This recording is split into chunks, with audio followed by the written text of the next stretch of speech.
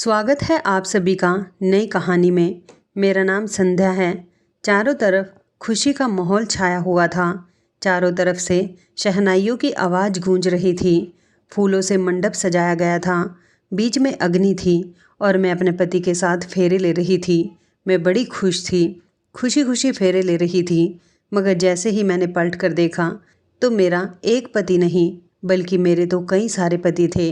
इन सब को देखकर मेरे पैरों तले से ज़मीन निकल गई थी और अचानक मुझसे अपने पैरों पर खड़ा नहीं हुआ गया और मैं उस अग्नि में वहाँ गिरी जिसके पास पंडित जी बैठे मंत्र पढ़ रहे थे। जैसे ही मुझे आग ने अपनी चपेट में लिया, मेरी चीख निकल गई। मैं बहुत घबरा रही थी।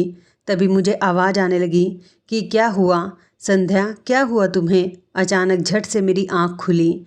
मैंने चारों तरफ देखा तो मुझे समझ आया कि मैं सपना देख रही थी। मेरी जान में जान आई थी। मेरे बराबर में मेरे चाचा की बेटी सो रही थी जो मेरी शादी अटेंड करने के लिए आई हुई थी। मेरे चाचा की बेटी का नाम प्रियंका था। हम दोनों अच्छे दोस्त थे। मैंने उसे अपने सपने के बारे में बताया तो वह ज़ोर ज़ोर से हंसने लगी। मैंने कहा, तुम मेरे ऊपर हंस क्यों रही हो? मुझे तो डर लग रहा है कि कहीं मेरा ये सपना सच ना हो जाए। प्रियंका कहने लगी कि तुम पागल हो गई हो क्या? तुम्हारे पेरेंट्स ने तुम्हारे लिए एक ही लड़का सिलेक्ट किया है जिससे तुम्हारी शादी होगी। पता है तुम्हें ऐसा सपना क्यों आया है? मैंने बड़े ध्यान से प्रियंका के चेहरे की तरफ देखा था। मैंने कहा, हाँ बताओ क्यों आया है? उसने ज़ोर ज़ोर से हंसकर कहा, तुम अगर सीरियल देखना छोड़ दो तो शायद तुम्हें ऐसे सपने ना आए। सारा सारा दिन तुम सीरियल्स देखती रहती हो। सीरियल्स की ही बातें तुम्हारे दिमाग में बैठ गई हैं और वही तुम्हें सपने में दिखाई दे रही हैं। मैंने प्रियंका से कहा कि अच्छा ऐसी बात है तो ठीक है, मैं शादी के बाद सीरियल्स नहीं देखा करूँगी। प्रियंका कहने लगी कि अच्छा कल तुम्हारी शादी है, अब सो जाओ। सुबह हम लोगों को बहुत सारे काम हैं, जल्दी भी उठना है। हम दोनों सोने के लिए बिस्तर पर लेट गए थे। प्रियंका तो लेटते ही सो गई थी मगर मुझे नींद नहीं आई थी। न जाने क्यों मुझे ये सपना बहुत परेशान कर रहा था। फिर मैंने सोचा कि मुझे इस बारे में ज़्यादा नहीं सोचना चाहिए और फिर अगला दिन निकल गया था। मैं बहुत खुश थी क्योंकि उस दिन मेरी शादी होने जा रही थी। मगर मेरे घर वाले बहुत उदास थे। आखिरकार उनकी लाडली और इकलौती बेटी विदा हो रही थी। वो नहीं चाहते थे कि उनकी बेटी उनसे जुदा हो, मगर ये तो दुनिया की रीत है। एक ना एक दिन हर बेटी को विदा होकर अपने ससुराल जाना ही है। मेरी शादी हमारे गांव के एक ऐसे परिवार में हो रही थी जो गांव के सबसे अमीर लोगों में से माने जाते थे। उनकी बहुत सारी हवेलियां थी, बहुत सारी प्रॉपर्टी थी। मैं बहुत खूबसूरत थी। मुझे मेरे पति की माँ ने गांव की शादी में देखा था। उन्होंने मुझे वहां पर पसंद कर लिया था और जिस लड़के से मेरी शादी होने जा रही थी उसको भी मैंने उसी शादी में देखा था। वो लड़का मुझे वहाँ पर मौजूद सारे ही लड़कों में बहुत अच्छा लगा था क्योंकि उसको देखकर हम सारी लड़कियाँ बातें कर रही थी। मैं मन ही मन में सोच रही थी कि काश ये मेरे सपनों का शहजादा बन जाता और भगवान ने जल्द ही मेरी प्रार्थना सुन ली थी। अगले ही दिन इस लड़के की माँ हमारे गांव की सबसे अमीर औरत हमारे घर पर आई थी। ये वही औरत थी जो इसकी माँ थी। मगर ये हमारे घर क्यों आई थी, मैं इसी सोच में पड़ गई थी। लेकिन जब उन्होंने मेरी माँ से मेरे रिश्ते की बात की तो खुशी से चहक उठी थी। मैं तो फूली नहीं समा रही थी। लड़के की माँ का कहना था कि मुझे आपकी बेटी बहुत पसंद आई है। मेरे 5 बेटे हैं। मैं इसका रिश्ता अपने सबसे बड़े बेटे के लिए लाई हूँ। मुझे उम्मीद है आप इस रिश्ते से इनकार नहीं करोगी। मेरी माँ ने कहा था कि मेरे पति आ जाएंगे तो मैं आपको उनसे बात करके बता दूंगी। वो अपने लड़के का फ़ोटो देकर चली गई थी। उन्होंने कहा था कि उम्मीद है आपको हमारा बेटा ज़रूर पसंद आएगा।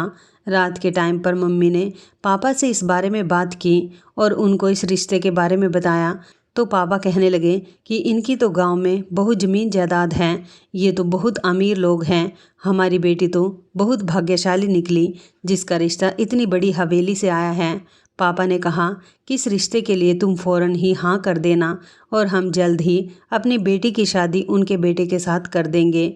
लेकिन इससे पहले मेरी बेटी की पसंद और उसकी मर्ज़ी पूछ लेना। मैं नहीं चाहता कि मेरी बेटी की शादी उसकी मर्ज़ी के खिलाफ़ हो। जैसा मेरी बेटी कहेगी वैसा ही होगा। आखिर संध्या हमारी इकलौती बेटी है। मैं उसको किसी तरह से निराश नहीं करना चाहता। मम्मी पापा तो बहुत खुश हो गए थे। जब मम्मी ने मुझे लड़के की फ़ोटो दिखाई तो मेरी खुशी के ठिकाने नहीं थे, क्योंकि ये वही लड़का था जिसको मैंने शादी में देखा था और जो मेरे दिल को भा गया था। ये लड़का मुझे बहुत पसंद था क्योंकि ये बहुत ही स्मार्ट था। मैंने इस रिश्ते के लिए फ़ौरन ही हाँ कर दी थी। इस तरह मेरा रिश्ता इस लड़के के साथ तय हो गया था। मेरी शादी 2 महीने के अंदर अंदर तय हो गई थी। मेरी सास का कहना था कि मैं जल्द से जल्द संध्या को अपने घर की बहू बनाना चाहती हूँ। जल्द ही अपने घर में बहू लाकर रोशनी करना चाहती हूँ। और फिर फाइनली मेरी शादी का दिन भी आ गया था। हमारे सारे रिश्तेदार भी हमारे घर पर आए हुए थे। हमारे ज़्यादातर रिश्तेदार शहर में रहा करते थे। हम लोग गरीब थे, इसलिए हम इसी गांव में रहते थे, मगर फिर भी इतने गरीब नहीं थे। भगवान का दिया सब कुछ था। मेरे पापा अपनी मेहनत मजदूरी से हम लोगों का पेट ईमानदारी के पैसों से पाल रहे थे। ज़िंदगी अच्छी गुजर रही थी। और फिर मेरा रिश्ता भी एक ऐसे परिवार से आ गया था जहाँ पर मैं राज करती। मेरे होने वाले पति का नाम रवि था। जिस दिन से मेरा रिश्ता लगा था उसी दिन से मेरे दिल में रवि के लिए मोहब्बत जागने लगी थी। मैंने तो कभी सपने में भी नहीं सोचा था कि मेरी शादी एक इतने अमीर परिवार में और इतने हैंडसम लड़के के साथ होगी। मेरी खूबसूरती मेरी सास को बहुत पसंद आई थी और मुझे भी रवि बहुत पसंद आया था। इस तरह मेरी शादी रवि के साथ हो गई थी। मगर जिस दिन वो लोग बारात लेकर आए थे उस दिन मेरी सास ने कहा था कि अगर आप लोगों को बुरा ना लगे तो हम चाहते हैं कि हमारी बहू का घूंघट लंबा कर दिया जाए, क्योंकि हमारी हवेली की प्रथा है। हमारे यहाँ की दुल्हन जब शादी के लिए दुल्हन बनती है तो उसके चेहरे पर लंबा सा घूंघट डाल दिया जाता है और उसका चेहरा शादी वाले दिन कोई नहीं देख सकता। शादी के बाद सिर्फ उसका पति ही घूंघट हटाएगा। उसके बाद ही सब लोग उसका चेहरा देखेंगे। मेरे मम्मी पापा ने कहा था कि हमें इस बात से कोई ऐतराज़ नहीं है।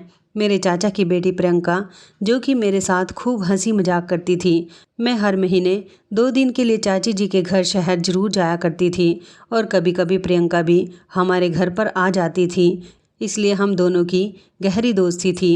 प्रियंका मेरी शादी होने से बहुत ही उदास थी। उसका कहना था अब तुम ससुराल की ही हो जाओगी।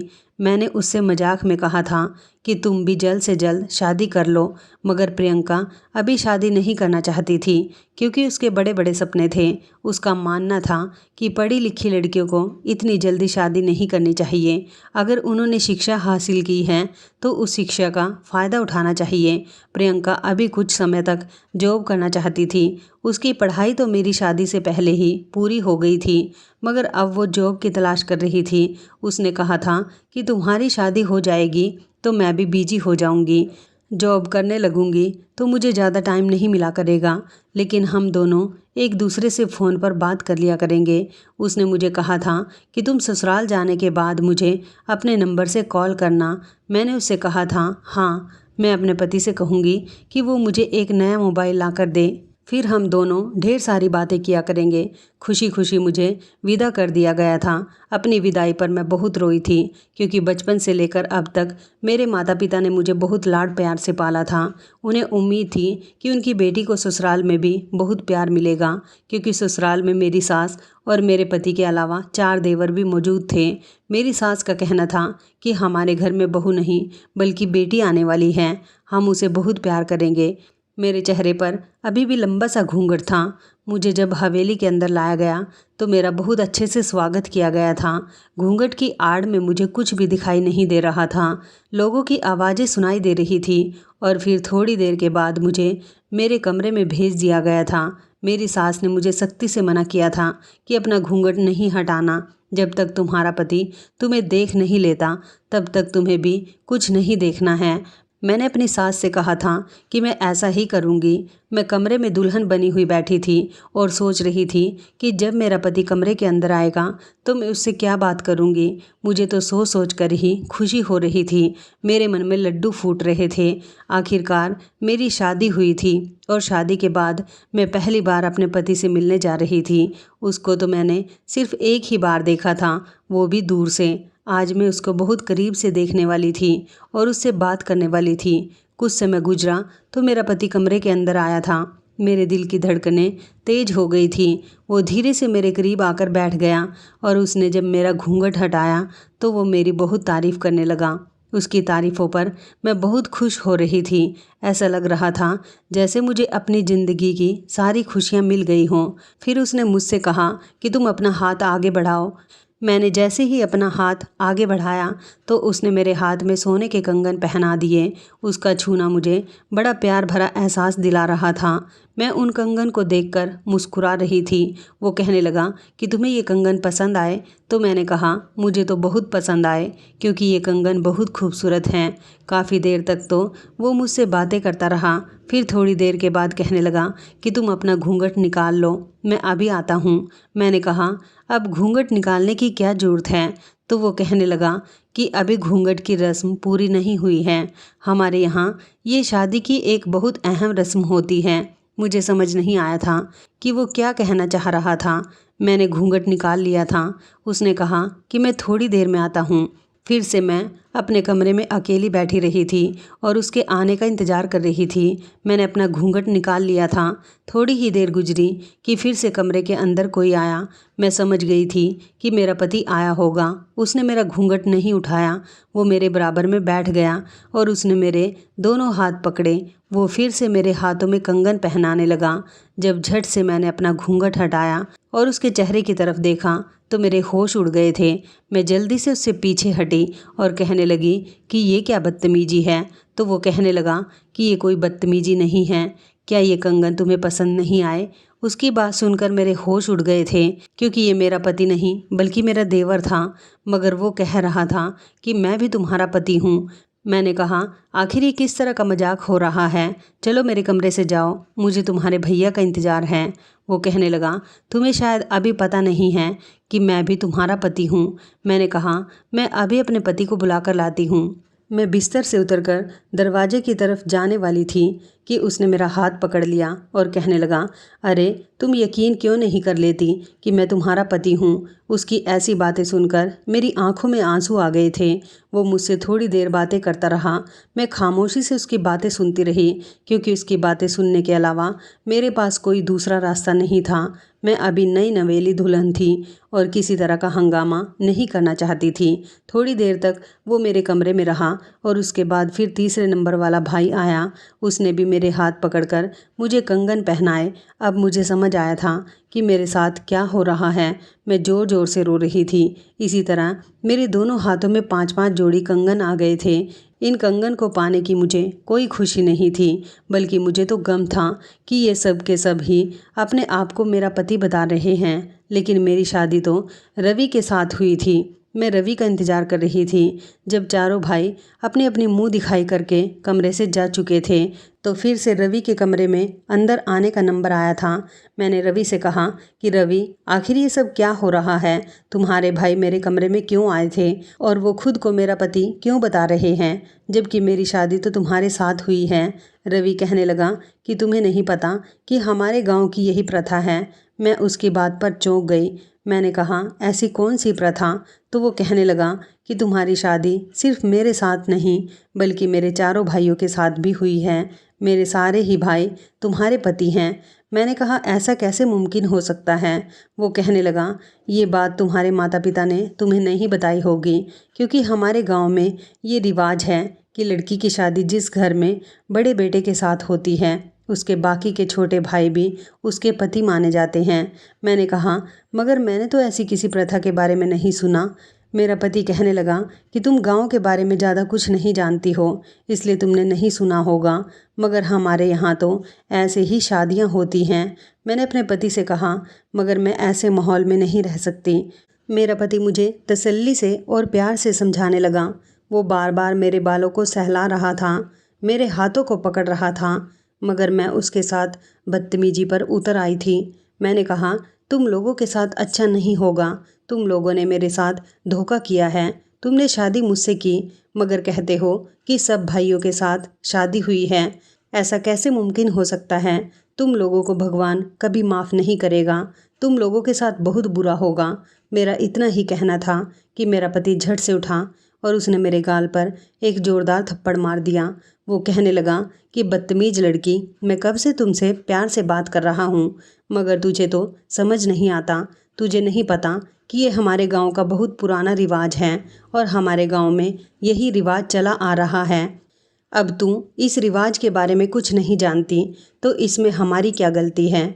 अपने पति के ऐसे बिहेवियर पर मैं फूट फूट कर रोई थी और फिर मेरे साथ वही हुआ था जो मेरे साथ नहीं होना चाहिए था और जिसका मुझे बहुत डर था। पहले तो मेरे पति ने मेरे साथ अपना हक लिया था और फिर उसके बाद एक एक करके मेरे चारों देवर कमरे में आए थे और उन्होंने भी इसी तरह पूरी रात गुजार दी थी। अब मुझे समझ आ रहा था कि मुझे जो सपना आया था, जिसमें मैंने देखा था कि मेरे कई सारे पति थे और मैं अग्नि में जल रही थी, ये ससुराल भी मेरे लिए किसी अग्नि से कम नहीं था जिसमें मुझे हर रोज़ जलना था। मेरी समझ नहीं आ रहा था कि मेरे साथ ये सब कैसे हो सकता है। ऐसी किसी प्रथा के बारे में मैंने पहले कभी नहीं सुना था, तो फिर इस घर में इस प्रथा को इतना मान क्यों दिया जा रहा था? हर रोज़ मेरे साथ सिर्फ मेरा पति ही नहीं, बल्कि मेरे सारे देवर मेरे साथ सुहागरात मनाया करते थे। यह समय मेरे लिए बहुत कठिन था। मैं हर रोज़ फूट फूट कर रोया करती थी। मेरी सास का बिहेवियर भी मेरे साथ जो पहले बहुत अच्छा हुआ करता था, शादी के बाद बहुत बुरा हो गया था। मैंने अपनी सास से कहा था कि आपने तो मेरे घर वालों को यकीन दिलाया था कि मेरी शादी आपके बेटे रवि के साथ हो रही है, मगर आपने यहाँ लाने के बाद मेरे साथ क्या कर दिया? मेरी सास कहने लगी कि तुम्हारे घर वालों को शायद पुराने ज़माने की प्रथाओं के हिसाब से शादी करने का तरीका नहीं आता। हमारे यहाँ तो शादी इसी तरह से होती है। मेरे भी चार चार पति थे। वक्त के साथ साथ सब इस दुनिया को छोड़कर चले गए और मैं उन चारों के बच्चों की माँ बन गई थी। तभी तो मेरे ये 5 बेटे हैं। तुम जानती हो इस गांव की सबसे खुशनसीब लड़की कौन है? मैंने रोते हुए कहा कि कौन है? तो उन्होंने कहा कि वो लड़की सबसे खुशकिस्मत लड़की है जिसकी सास का सिर्फ एक ही बेटा है।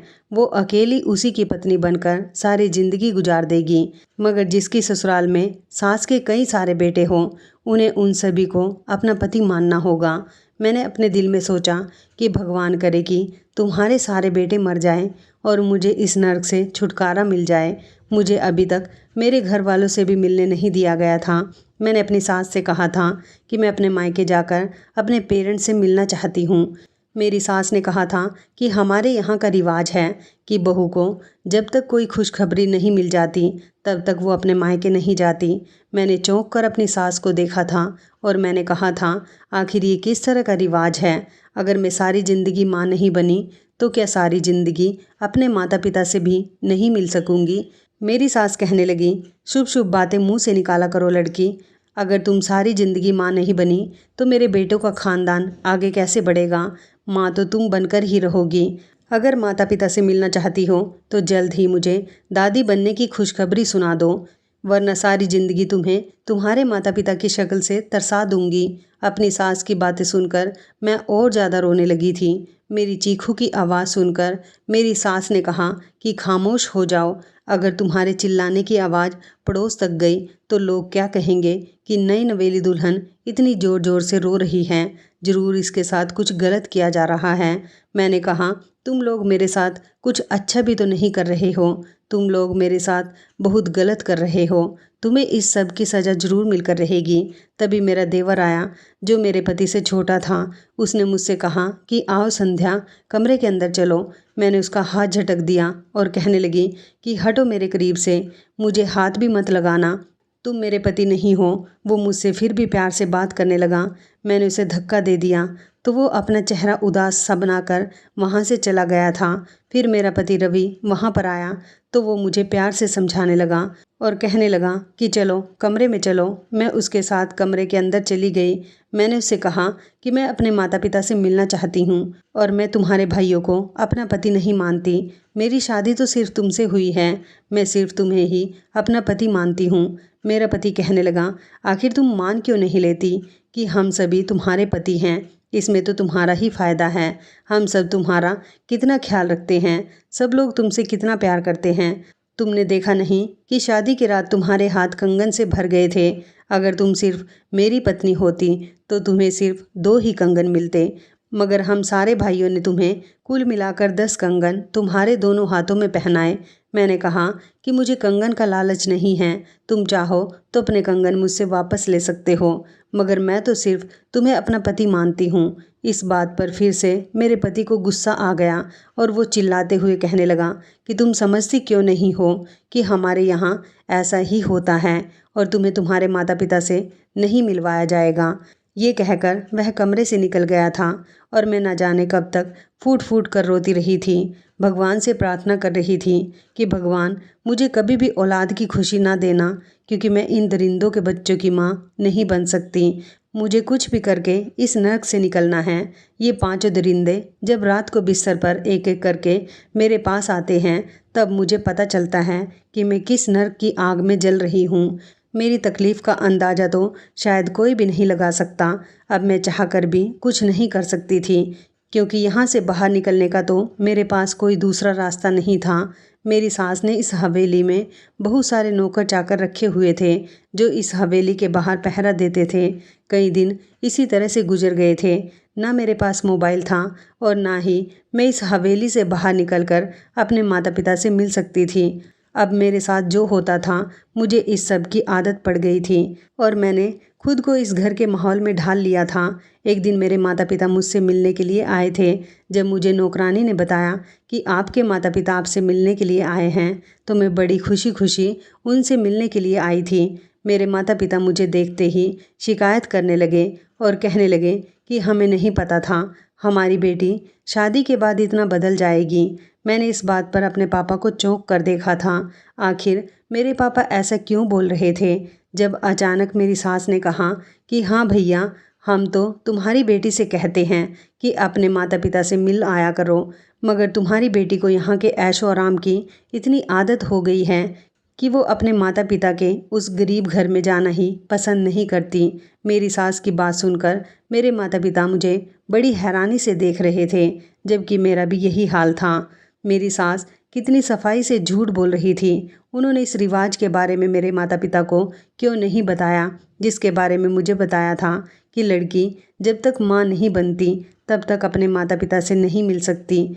और भी उन्होंने कई तरह के झूठ मेरे माता पिता से मेरे बारे में बोले थे कि मैं घर का कोई काम नहीं करती, मैं अपने पति को खुश नहीं रखती, सारा दिन अपने कमरे में बंद रहती हूँ और टीवी देखती रहती हूँ। मेरी मम्मी तो मुझे बड़ी अजीब नज़रों से देख रही थी। ऐसा लग रहा था जैसे वो सबके सामने शर्मिंदा हो रही हो। आखिर मेरी सास ने उनके सामने बातें ही ऐसी कर दी थी। कुछ देर बैठकर वो लोग मेरे घर से चले गए थे और जाते समय उन्होंने मुझे अपने घर आने को भी नहीं कहा था। मुझे अपनी सास की इस हरकत पर बहुत गुस्सा आया था। मैं इस घर में घुट घुट कर रह रही थी, मगर अच्छी बात ये थी कि ये 5 ही मुझ पर जान वारते थे। मुझसे इतना प्यार करते थे कि अगर मैं किसी एक को कोई काम बताती तो 5 के 5 ही दौड़े चले आते थे और वक्त से पहले मेरा काम हो जाता था। एक दिन मुझे गोलगप्पे खाने का मन कर रहा था तो मैंने अपने पति रवि से गोलगप्पे खाने को कहा। इस बारे में मेरे पति के बाकी भाइयों ने भी सुन लिया था। उन लोगों ने झट से घर में ढेर सारे गोलगप्पे लाकर रख दिए। 5 ही अपने हाथ में गोलगप्पे लेकर खड़े हुए थे और कहने लगे कि पहले मैं लाया हूँ, पहले मैं लाया हूँ, पहले तुम्हें मेरे लाए गए गोलगप्पे खाने चाहिए। मैं तो उन 5 को देखकर बहुत ही हंस रही थी, क्योंकि वो 5 के 5 जो मेरे लिए बहुत लट्टू हो रहे थे। ये लोग सच में बहुत बड़े बेवकूफ़ थे। मैंने सोचा कि मुझे उन लोगों की बेवकूफ़ी का फ़ायदा उठाते हुए यहाँ से भागने की कोशिश करनी चाहिए। एक दिन मैंने इन पांचों भाइयों में से सबसे बेवकूफ़ वाले भाई को चुना था, जो कि मुझे इस हवेली से और इस गांव से निकाल सकता था। मैंने सोच लिया था कि मैं इस गांव से निकलकर शहर चली जाऊंगी और शहर जाने के बाद अपने चाचा के घर जाकर ज़िंदगी गुजारूंगी। मैंने अपने सबसे छोटे वाले देवर से बात की और उससे कहा कि मुझे शहर घूमने के लिए जाना है, क्या तुम मुझे शहर लेकर चलोगे? तो वह कहने लगा, हाँ, मगर इस बारे में किसी को पता नहीं चलना चाहिए, क्योंकि अगर माँ को कुछ पता चल गया तो वो हम पर बहुत नाराज़ होगी। मैंने कहा कि नहीं नहीं, उनको कुछ पता नहीं चलेगा। मेरी सास जब अपने कमरे में सो रही थी तब मेरा देवर मुझे अपने साथ शहर घूमने के लिए ले गया था। उसने मुझसे कहा था कि हम लोग सुबह जाएंगे और शाम तक घर वापस आ जाएंगे। मैं उसके साथ एक बड़े से शॉपिंग मॉल में मौजूद थी, जहाँ पर वो मुझे शॉपिंग कराने के लिए लेकर आया था। मैंने सोचा था कि मैं कपड़े देखने के बहाने यहाँ से भाग जाऊँगी, उसका ध्यान मुझसे हट जाएगा और फिर बाद में वो मुझे ढूंढता रह जाएगा। इस तरह मैं उसे बातों में लगाने लगी ताकि वो अपना ध्यान मुझ पर से हटा ले। उसका ध्यान मुझ पर से हट गया था। मेरे पास यहाँ से भागने का बहुत अच्छा मौका था।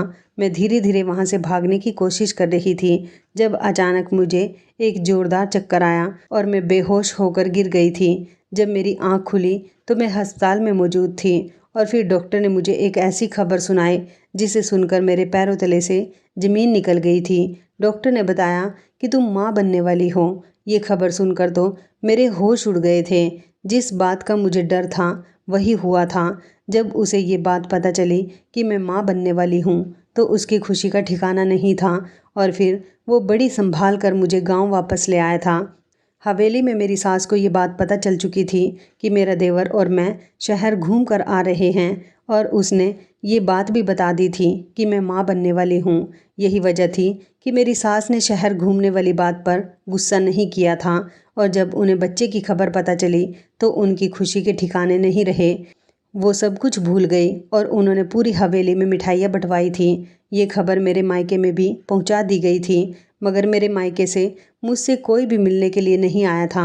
मैंने अपनी सास से कहा था कि अब तो मुझे मेरे मायके जाने दो। मेरी सास कहने लगी कि नहीं, अभी तुम अपने मायके नहीं जा सकती। जब तक बच्चा जन्म नहीं ले लेता तब तक तुम इस हवेली से एक कदम भी बाहर नहीं निकालोगी।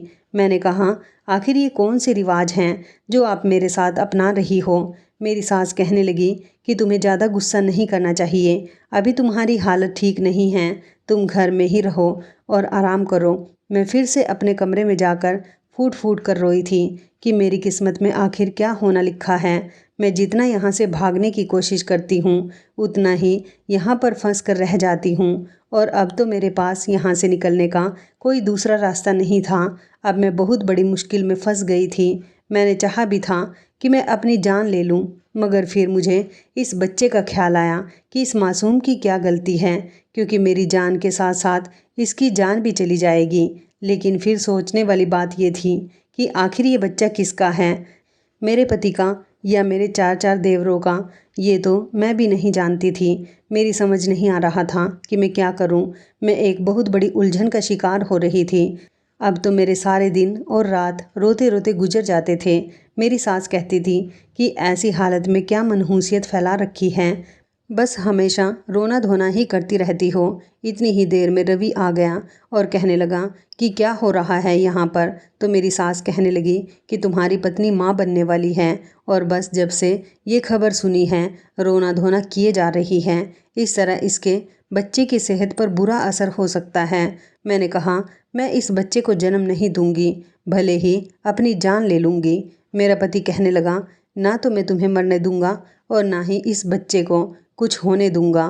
तुम कोशिश भी मत करना अपनी जान लेने की, वरना सोच लेना तुम्हारे साथ क्या होगा। अपने पति की ऐसी बातों पर मुझे खामोश होना पड़ गया था। घर में बहुत खुशियां मनाई जा रही थी। पांचों ही ये सोच सोचकर खुश हो रहे थे कि ये बच्चा उसका है, लेकिन सबसे ज़्यादा खुशी मेरी सास को थी। कई दिन तो इसी तरह से गुजर गए थे।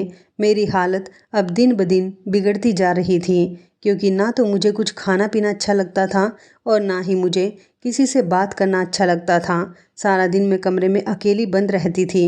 जब से मेरी प्रेगनेंसी के बारे में सबको पता चला था, कोई भी मेरे करीब नहीं आता था, क्योंकि इस बच्चे के आने की खबर से सब लोग बहुत खुश थे। मुझे अपने घर वालों की याद आ रही थी। ना मैं उनसे मिल सकती थी, ना उनमें से कोई मुझसे मिलने के लिए आ रहा था। कई बार मैंने अपनी सास को अपनी मम्मी से फ़ोन पर बातें करते हुए सुना था। मैं समझ गई थी कि मेरे घर वालों को मेरी खैर खबर लेनी है तो वो मेरी सास से बात कर लेते हैं, मगर अपनी बेटी की उन्हें याद नहीं आती। आखिरकार मेरी सास ने उन्हें मेरी तरफ से बदगुमान जो कर दिया था। कुछ दिन गुजरने के बाद मैंने देखा कि मेरे चाचा की बेटी प्रियंका मुझसे मिलने के लिए आई थी। वो बहुत खुश नज़र आ रही थी। मुझे देखते ही उसने झट से गले लगा लिया था। मेरी सास भी वहाँ पर मौजूद थी। प्रियंका मुझे देखकर बहुत खुश हुई थी, मगर मेरी सास सोच रही थी कि ये लड़की कौन है। जब मैंने अपनी सास को प्रियंका के बारे में बताया, मेरी सास प्रियंका और मुझे बहाने से अलग करना चाहती थी, मगर मैंने सोच लिया था कि मैं अपने घर वालों की तरफ से तो बदगुमान हो चुकी हूँ, मगर प्रियंका से मैं किसी न किसी तरह बात करके ही रहूँगी। मेरी सास मेरे कमरे में लगातार बैठी रही थी। प्रियंका अपने घर की बातें मुझे बता रही थी, मगर मेरा ध्यान प्रियंका की तरफ नहीं था। प्रियंका ने बताया कि तुमसे मिलने के लिए काफ़ी टाइम से तरस रही हूँ। मैंने सोचा था कि मैं जैसे ही गांव आऊँगी तो तुम्हारी ससुराल ज़रूर जाऊँगी ताकि तुमसे मिल सकूं। मैं बार बार यही सोच रही थी कि मैं प्रियंका से कैसे बात करूं। मैं मन ही मन भगवान से प्रार्थना कर रही थी कि काश मुझे प्रियंका से बात करने का मौका मिल जाए। मेरी सास किसी तरह से कमरे से उठकर चली जाए, क्योंकि एक प्रियंका ही थी जो मेरी पूरी बात सुन सकती थी और मुझे इस नर्क से निकाल सकती थी। मैंने इतना ही सोचा था कि अचानक बाहर से नौकरानी आ गई और मेरी सास से कहने लगी कि मालकिन, आपसे मिलने के लिए कोई आया है। मेरी सास को अब तो कमरे से उठकर जाना ही था। ऐसा करना उनकी बहुत बड़ी मजबूरी बन गई थी, क्योंकि उनके बहुत खास रिश्तेदार आए हुए थे। मेरी सास उठकर चली गई थी और मुझे प्रियंका से बात करने का एक बहुत अच्छा मौका मिल गया था। मैंने प्रियंका से कहा कि प्रियंका, मैं यहाँ बिल्कुल भी खुश नहीं हूँ। प्रियंका मेरी बात सुनकर अचानक घबरा गई और कहने लगी, क्यों, क्या हुआ है? फिर मैंने प्रियंका को जब अपने बारे में सब कुछ बताया तो प्रियंका के होश उड़ गए थे। वो कहने लगी, तुम इतने समय से ये सब कुछ कैसे बर्दाश्त कर रही हो? तुम्हें तो पहले ही यहाँ से भाग जाना चाहिए। फिर मैंने उसे बताया कि मैंने यहाँ से भागने की बहुत कोशिश की थी और मैं यहाँ से भागने ही वाली थी कि मुझे खबर मिली कि मैं माँ बनने वाली हूँ। अब मैं चाहकर भी यहाँ से नहीं भाग सकती और मैं ये भी नहीं जानती कि इन पांचों में से कौन इस बच्चे का पिता है।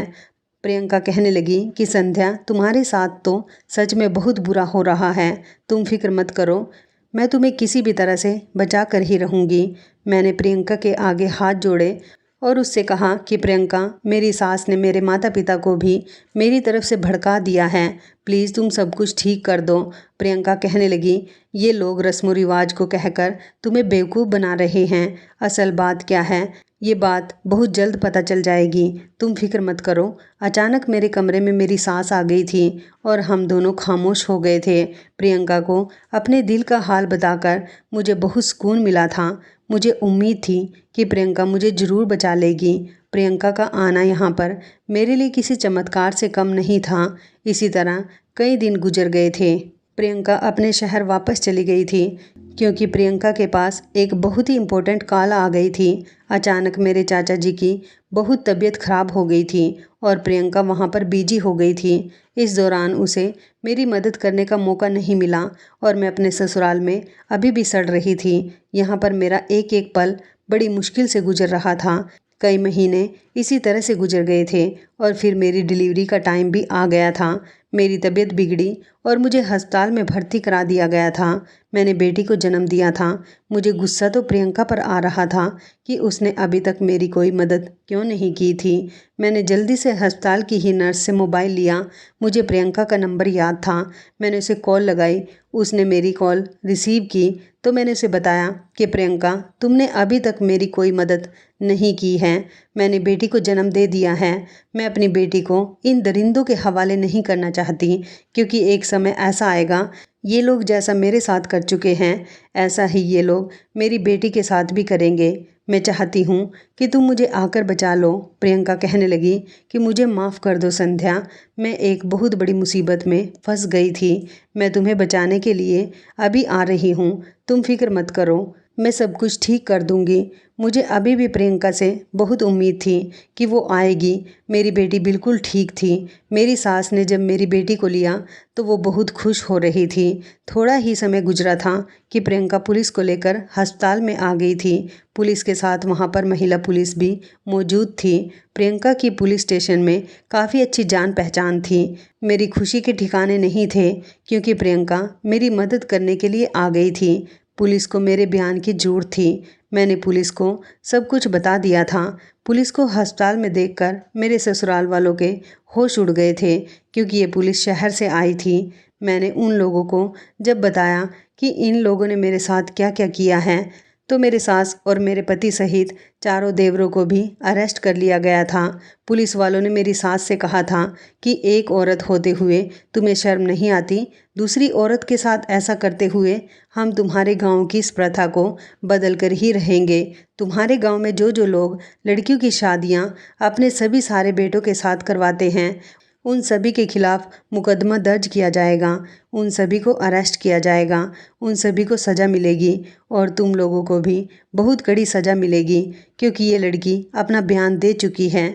मेरी सास कहने लगी कि माफ़ करना साहब, ये सब कुछ हमारे गांव में नहीं होता। ये सब कुछ मैंने जानबूझकर अपनी बहू के साथ इसलिए किया, क्योंकि अगर मेरे पांचों बेटों की अलग अलग पत्नियां आती तो आने वाले समय में मेरे घर की जायदाद के अलग अलग हिस्से होते। जब तक मुट्ठी बंद रहती है तब तक उसमें ताकत रहती है, लेकिन जैसे ही मुट्ठी खुल जाती है तो पांचों उंगलियां एक दूसरे से अलग हो जाती हैं। मैं भी नहीं चाहती थी कि मेरी जायदाद के हिस्से हों या फिर मेरे बच्चे अलग हो जाएं। उन सभी को एक रखने के लिए मैंने इस लड़की से यही कहा कि तुम्हारी शादी मेरे पांचों बेटों के साथ हुई है, और मेरे बेटों ने भी वही किया जैसा मैंने उन्हें समझाया था। मैं इस लड़की से यही कहती रही कि हमारे गांव का ये रिवाज है, हमारे गांव का ये रिवाज कई सालों पुराना था। मैंने ये सब कुछ सिर्फ अपने बेटों को और अपनी जायदाद को एक रखने के लिए ही किया था। पुलिस इंस्पेक्टर ने मेरी सास को ढेर सारी बातें सुनाई थी। उन्हें अरेस्ट कर लिया गया था। मेरी सास ने अपना जुर्म अपने मुंह से एक्सेप्ट कर लिया था। मेरे मम्मी पापा भी आ गए थे। जब उन्हें भी मेरी सास की हकीकत मालूम हुई तो उन लोगों ने भी पुलिस से कहा था कि इस औरत को कड़ी से कड़ी सज़ा मिलनी चाहिए। मेरे घर वालों ने भी मुझसे अपने बिहेवियर की माफ़ी मांग ली थी। मैं प्रियंका की बहुत एहसानमंद रही कि उसने एक दोस्त और बहन होने का हक निभा दिया था। उसने मुझे इन दरिंदों से बचाया था। मेरी सास और मेरे चारों देवर मुझे बहुत प्यार करते थे। इस सब की खातिर मैंने उन लोगों को कानून से तो बचा लिया था, मगर पुलिस ने उनसे सख्ती से मना किया हुआ था कि कभी भी ऐसा किसी की बेटी के साथ इस गांव में नहीं होना चाहिए। अगर किसी ने भी दोबारा ऐसी गलती करने की कोशिश की तो उसे कड़ी से कड़ी सज़ा दी जाएगी। पुलिस की ऐसी धमकी सुनकर गांव के सारे ही लोग डर गए थे, जबकि मेरी सास भी, जिनको सज़ा मिलने वाली थी, वो मेरी वजह से अपने बेटों सहित बच गई थी। मगर मैंने अपने पति से कहा था कि अगर तुम्हें मेरे साथ ज़िंदगी गुजारनी है तो तुम्हें मुझे यहाँ से लेकर जाना होगा।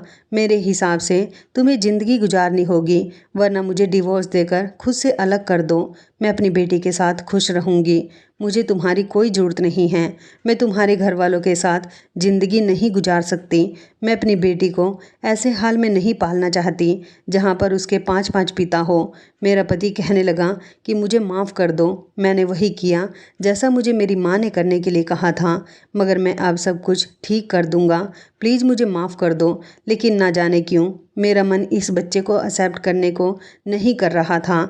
मैंने जब ये बात प्रियंका को बताई तो प्रियंका कहने लगी कि इस बच्चे का एक बार मेडिकल करा लेते हैं कि ये बच्चा किसका है। मैं भगवान से प्रार्थना कर रही थी कि अब वो मुझ पर और कोई जुर्म ना करे। काश ये बच्चा मेरे पति रवि का ही हो, क्योंकि मैं इस बच्चे की जान तो नहीं ले सकती थी। अगर ये बच्चा मेरे किसी देवर का हुआ तो न जाने क्या होगा। मेडिकल कराने पर पता चला था कि ये बच्चा मेरा और रवि का ही है। तब मेरी जान में जान आई थी और मेरे पति ने मुझसे मेरे पैरों में गिरकर माफ़ी मांगी थी। मेरी सास और मेरे देवर भी मुझसे माफ़ी मांग चुके थे।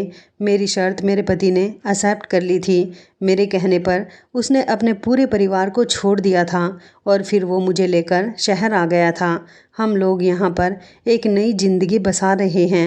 मेरे पति ने अपनी माँ और अपने भाइयों से सारे संबंध ख़त्म कर दिए और ना ही कभी मेरा पति गांव जाता है, क्योंकि मैं अपनी बेटी को उस गांव और उस गांव की यादों से दूर रखना चाहती हूँ। अब सब कुछ ठीक हो गया। मेरी ज़िंदगी अपनी बेटी और अपने पति के साथ अच्छी गुजर रही है। शहर में रहकर मेरे पति की सोच भी शहर जैसी ही हो गई है। वो बहुत समझदार हो गया है। तो दोस्तों, इस कहानी को लेकर आपकी क्या राय है, कमेंट बॉक्स में ज़रूर बताएं। और अगर कहानी अच्छी लगी हो तो प्लीज़ इसे लाइक करें, शेयर करें और चैनल को सब्सक्राइब ज़रूर करें। मिलते हैं किसी नई कहानी के साथ अगली वीडियो में। धन्यवाद।